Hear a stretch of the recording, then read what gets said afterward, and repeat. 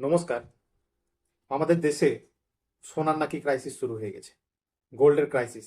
নাকি সরকারের এটা স্মার্ট স্ট্র্যাটেজি যে এক্সেস রিজার্ভ সেটাকে মেনটেন করা? কোনটা?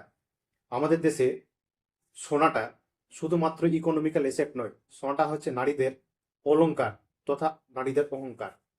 এই সোনা ভারতবর্ষের প্রায় প্রতি বছর 700 থেকে 800 টন সোনা মানুষ ক্রয় করেন বিভিন্ন দোকান থেকে।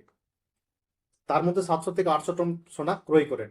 এবং ভারতবর্ষে যেগুলো গোল্ড মাইনগুলো আছে, যেমন কেজিএফ সিনেমায় দেখেছেন যে গোল্ড কিভাবে উত্তোলন করা হচ্ছে, এইরকম জায়গাগুলো থেকে ভারতবর্ষের প্রতি বছর 1.5 থেকে 2 টন সোনা কিন্তু প্রডিউস হয়, যেটা খুবই নগণ্য। মানুষ যেটা কেনে তার খুবই নগণ্য ভাগ। এবং তার ম্যাক্সিমাম ভাগটাই প্রায় 700 থেকে 800 টন প্রতি বছর ভারত সরকারকে বিদেশ থেকে সোনা কিনে নিতে হয়।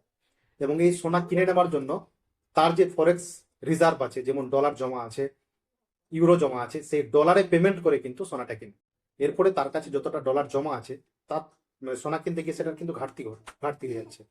এই কারণে সরকার দিয়েছে ফরেক্স রিজার্ভটা যেন ঠিক থাকে।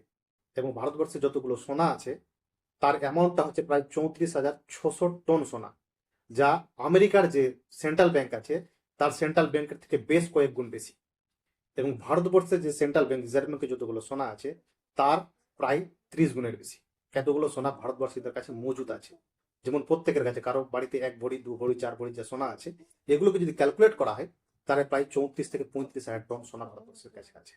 এই জন্য গভর্নমেন্ট আর্জি করেছেন ভারত মানুষের কাছে যে এক বছর যতটা সম্ভব প্রায় নায়ের মতো সোনা যেন না কেনে।